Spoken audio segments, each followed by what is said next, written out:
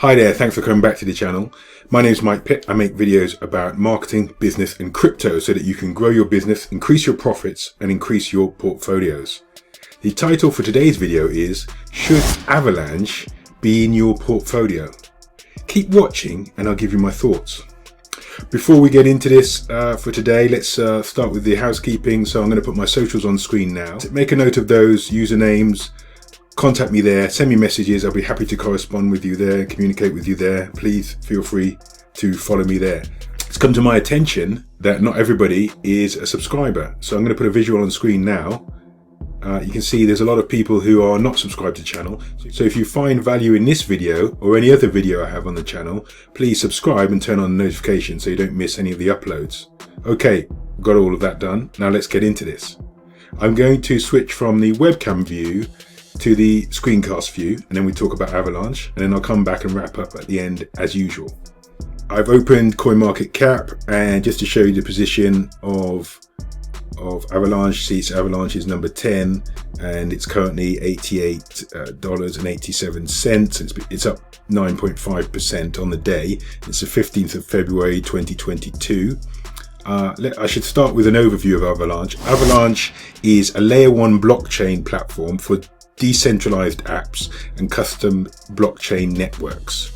Smart contracts can be run on Avalanche, which obviously makes it a competitor or potential rival to Ethereum, and it's very similar to Cardano, Solana, and now obviously Avalanche. And if you haven't seen my videos on Cardano or Solana, watch those, and I'll put a link in the description below so you can watch those videos. This is another one in the series. Work initially started on the AVAX before the sort of precursory work before Avalanche was launched in 2018, and it was launched on mainnet in 2020, and now Avalanche can complete 6,500 transactions per second, which is much faster than Bitcoin and Ethereum, faster than Cardano, but not faster than Solana.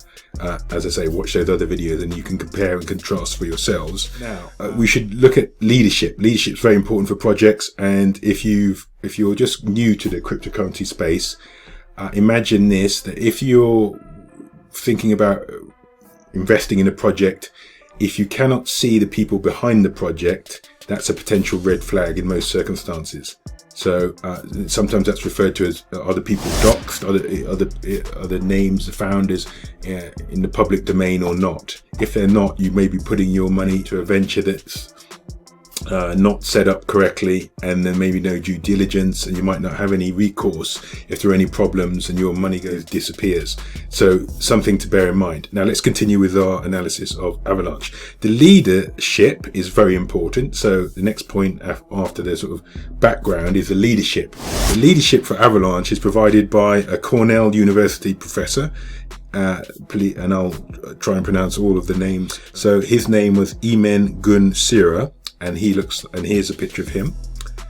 And he was assisted by 2 PhDs, also from Cornell University, Kevin Seknicki, here he is, and Marfin Ted Yin, and here he is. Both of the last 2 names were PhDs, as I mentioned, from Cornell University. It's important that their information is in the public domain, that they are free and open and transparent, and communicate with the cryptocurrency community and the potential investor community through the normal social channels and through their website. So obviously Avalanche has a website. This is the Avalanche website, and you can see the information about teams. Let's just go back there and look at the home page. So this is what you're looking for. There'll be a link to this in the description. Digitize all the world's assets, and you can see here it's Avalanche is the fastest smart contracts platform in the blockchain industry. Moving on from leadership, we should now talk about how the blockchain, or blockchains to be specific for Avalanche, are how they operate. So in my other videos, you would have heard me talk about proof of work in relation to Bitcoin, and then proof of stake in relation to Cardano, Solana. there's a slightly different operation for Avalanche, and that is the Avalanche consensus mechanism, which operates like proof of stake, but it is different in that it's made up of 3 blockchains, not 1, not 2, but 3. So the first blockchain is called the exchange chain, X-chain, and that's used primarily for the token exchange. AVAX tokens are the native tokens for the Avalanche network. The second chain is called the contract chain, the C chain, and that hosts the smart contracts, similar to the smart contracts hosted on the Ethereum network. And finally, the third chain is called the platform chain, or P chain, and that coordinates network validators. So all transactions are validated by nodes on the network, and they're coordinated on the P chain. So this division of computational tasks, I don't want to get too technical, too detailed, means that there's a higher capacity for throughput, and that means more transactions can be enacted. And I gave you the figure earlier in this video of 6,500, which is very high, with the exception of Solana, which surpasses it. And go and watch that video if you haven't seen that. So those are the sort of technical, that's the technical platform that Avalanche is based on. Now let's have a look at some of the more easily accessible figures. So just going back down to the listing on CoinMarketCap, and you can see Avalanche here is number 10 with a market cap of 21 billion. It is in 10th position. Now when you have there are thousands of literally thousands of cryptocurrencies, so any cryptocurrency that has reached the top 10 and has a stable position there has been through and obviously surpassed lots of other projects. Avalanche has the potential, and here I say it again, third video running, to be an Ethereum killer. So it's very important and significant that you can see here, number 7 Cardano, number 8 Solana, number 10 Avalanche. All of these could potentially take some of the business for smart contracts from Ethereum, which obviously is in number 2.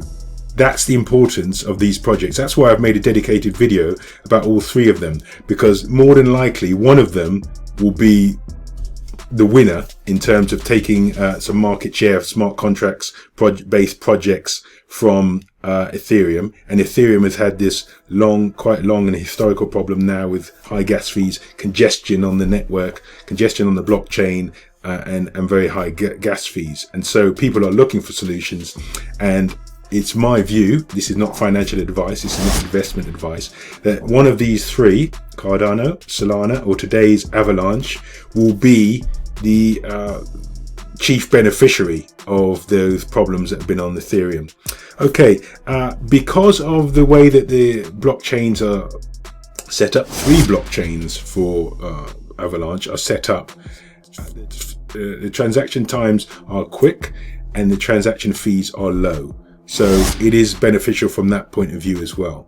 So those are the main points that I wanted you to consider when thinking about Avalanche. When I'm creating these videos, I'm always looking for projects and coins that have genuine use cases and have the potential longevity. There are some projects that have no real use cases, and you wonder why they're so popular. And then I'll just wrap up with the webcam view. So what did you think? Let me know in the comments below. Do you agree with my points? Are you now considering Avalanche? Was it something that was new to you, or were you aware of the project, the different protocols, and the use cases behind it? Please let me know. I'd be happy to communicate with you via the comments. If you've enjoyed this video, please give me a like.